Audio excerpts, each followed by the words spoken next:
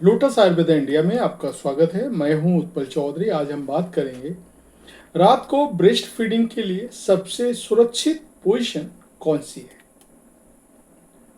तो आइए मैं आपको बताता हूं।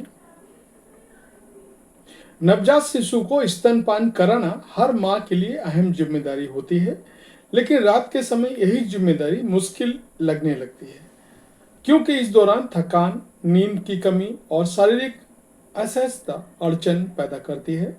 खासकर नई मां को समझ नहीं आता है कि रात में शिशु को कैसे और किस स्थिति में दूध पिलाया जाए, ताकि ना तो उनकी नींद में रुकावट हो, ना ही शिशु को कोई खतरा हो। स्तनपान कराने के लिए साइड लाइन पोजीशन को सबसे सुरक्षित और आरामदायक माना जाता है। ये पोजीशन न केवल माँ और बच्चे दोनों को आराम देती है, बल्कि लंबे समय तक स्तनपान के दौरान शरीर पर कम दबाव भी डालती है। रात में ब्रेस्ट फीडिंग के लिए best position side long position में माँ और बच्चा दोनों ही एक और करवट लेकर लेटते हैं। माँ अपने बाजू पर सिर टिका सकती है और बच्चे को बगल में पेट मिलाकर रखती है, और इससे बच्चा आसानी से स्तन तक पहुंच सकता है और मां बिना उठे ब्रेस्ट फीडिंग करवा सकती है। साइड लॉन्ग पोजीशन के फायदे। अगर मां को थकान है तो ये सबसे आरामदायक पोजीशन मानी जाती है।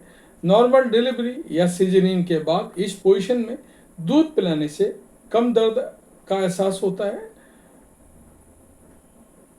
नाइट फीडिंग के दौरान नींद में रुकावट नहीं आती है। शिशु और माँ दोनों को ज़्यादा बॉन्डिंग का अनुभव होता है। लंबे समय तक स्तनपान कराना आसान हो जाता है। साइड लॉन्ग पोजीशन को करने का तरीका।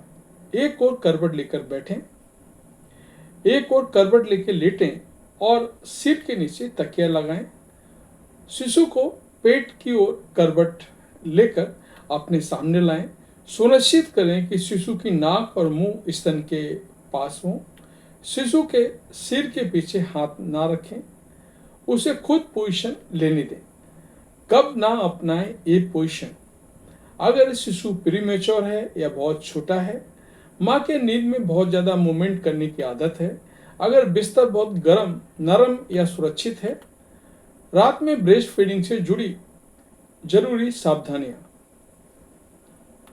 स्तनपान के बाद शिशु को डकार दिलाना ना भूलें, ताकि गैस ना बने और बच्चा ठीक से सो सके।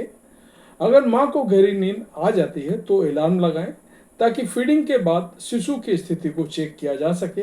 अगर बच्चा बार बार जागता है, रोता है या सही से दूध नहीं पी पा रहा है, तो तुरंत डॉक्टर से संपर्क करें। ब्रेस्ट फीडिंग के दौरान फोन का इस्तेमाल ना करें, इससे ध्यान भटक सकता है और शिशु का सुरक्षा खतरे में पड़ सकता है। बच्चे की नाक और मुंह कभी भी ढके ना हो। सांस लेने की रास्ता पूरी तरह साफ खुला रहना चाहिए। रात में ब्रेस्ट फीडिंग के दौरान मां थकान से कैसे बचे।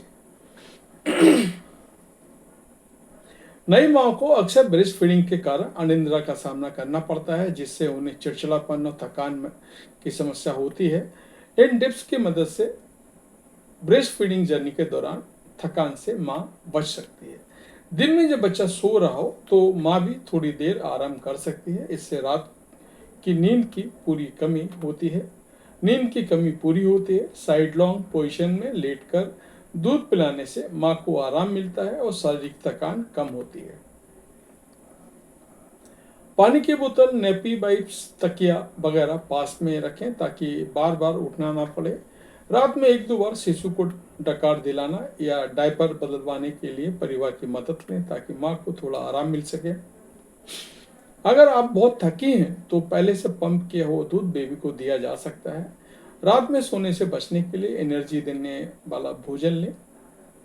रात में थकान से बचने के लिए एनर्जी वाला भोजन लें, जैसे खिचड़ी, सूप, नट्स और दूध। दूध पिलाते वक्त पानी की कमी थकान को बढ़ा सकती है, इसलिए दिन भर में खूब पानी पीती रहें। दिन में 5 से 10 मिनट का ब्रीदिंग एक्सरसाइज या स्ट्रेचिंग थकान और टेंशन दोनों को कम कर सकती हैं। रात को ब्रेस्ट फीडिंग करना एक चुनौती भरा अनुभव हो सकता है, लेकिन साइड लॉन्ग पोजीशन इसे आसान बना सकती है। हालांकि इसका सही तरीके से इस्तेमाल और थोड़ी सी सावधानी माँ और बच्चे दोनों के लिए फायदेमंद साबित होती है। तो ये था हमारा आज का वीडियो। आपको कैसा लगा कमेंट करके अवश्य बताएं। धन्यवाद।